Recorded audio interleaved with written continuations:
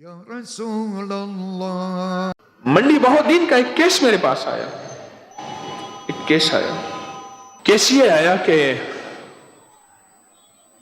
چارپائیاں الٹ دیتے ہیں، کھانوں میں پیشاب کر دیتے ہیں، واضح پیشاب ہوتا ہے کھانے میں، پانی میں واضح پیشاب ہوتا ہے، برتن توڑ دیتے ہیں، گھر کی لائٹیں توڑ دیتے ہیں، چیزیں توڑ دیتے ہیں، نل کا خود بخود چل رہا، لائٹیں جل رہی، بجھ گئیں، گھر میں بیماریاں، جھگڑے، پریشانیاں، مشکلات، مسائل، ناکامیاں، اور گھر کے اندر عجیب بے چینی اور ایک خوف، ایک ہراس اور بے کلی، بے قراری، بس.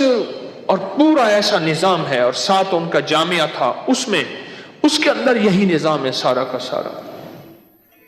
ہر اس کا اسٹوڈنٹ جامعہ کا وہ پریشان، بیمار، بس اس طرح کے انداز.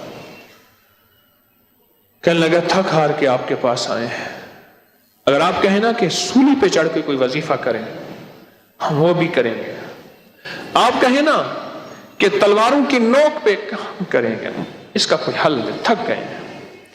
مجھے یاد نہیں سال ہر سال بتائے کہ کتنے سالوں سے وہ اس روگ سے چل رہے ہیں، اور کتنے سالوں سے وہ ان مسائل کے ساتھ نمٹ رہے ہیں، مسائل پر مسئلہ ختم نہیں ہو رہا. میں نے کہا آپ کو ایک ایسی چیز بتاؤں گا جو ان پہ پلٹ جائے گی انشاءاللہ. وَكَفَى بِاللَّهِ وَلِيًّا وَكَفَى بِاللَّهِ نَصِيرًا.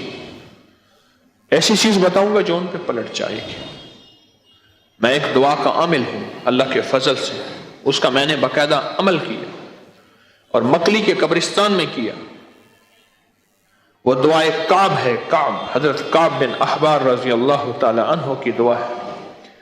اعوذ بوجہ اللہ العظیم الذی لیس شیء. محدثین نے اس کو لکھا ہے، مستند روایات میں یہ چیز مسند احمد میں موجود ہے، اور بڑی بڑی حدیث کی بڑی بڑی مستند کتابوں میں یہ موجود ہے.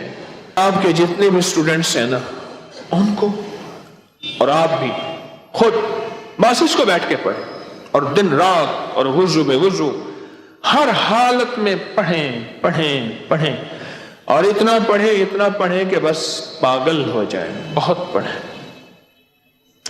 تھکے مارے تھے بیچارے، تھکے مارے تھے، بہت زیادہ تھکے ہوئے تھے، بہت زیادہ. او بیچارے تھکے ہوئے.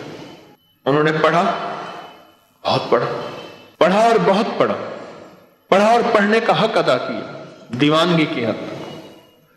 ہم تو دعائیں پڑھتے ہیں، مانگتے نہیں. انہوں نے دعائیں مانگی تھی خوب، دیوانگی کی حد تک. ہم تو ساتھ پتہ نہیں اپنا جسم بھی کھجا رہے ہوتے ہیں اور دعائیں بھی کر رہے ہوتے ہیں.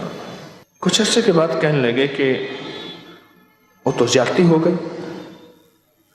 میں نے کہا تم کہتے ہو گلا بھی دبائیں آنکھیں ہی باہر نہ آئے،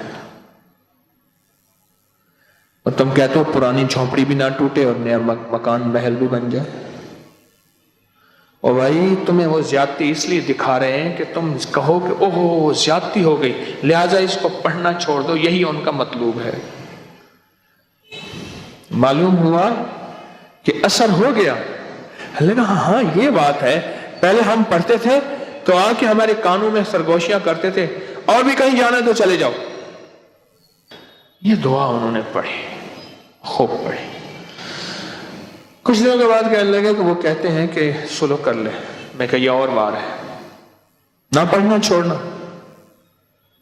اور پڑھو.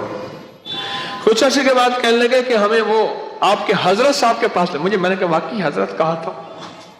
میں نے کہا ہے حضرت. میں کہا وہ بار ہو گیا ہے. میں کہا نہ لے آنا اور تم پڑھو. یہ صرف تمہارے وقت ضائع کرنے کی ترتیبیں ہیں اور ترکیبیں ہیں، کچھ بھی نہیں. میں نے کہا پڑھو اور خوب پڑھو. کچھ عرصے کے بعد کہنے لگے کہ ہمیں نظر آتے ہیں انہوں نے پٹیاں باندھی ہوئی ہیں، لولے ہیں، لنگڑے ہیں، اپاہج ہیں، پاؤں گھسیٹ کے چل رہے ہیں، اور کہتے ہیں نہ پڑھو، جو کہو گے ہم کریں گے. میں کہا نہ، اب پھر پڑھو. ان کی نہیں سننی. یہ خبیث ہیں، یہ چوڑے ہیں، ان کی نہیں سننی. اور آخری بار یہی تھا، آخری بار. اور آج بھی وہ میرے پاس کبھی کبھی ملاقات ہوتی ہے اور کہتے ہیں کہ آج ہمارا حال یہ ہے کہ جن کے پاس جنات ہوتے ہیں نا، آ کے حملہ کیا ہوا ہوتا ہے، ہم اپنا اگر جوتا بھی بھیج دیں، لکڑی بھیج دیں، کپڑا بھیج دیں، ان سے کہیں کہ یہ ان کی نشانی ہے، چلے جاؤ، کہاں پھر وہاں جنات نہیں آتے۔ اس دعا کی یہ طاقت ہے اور اس دعا کی یہ تاثیر ہے۔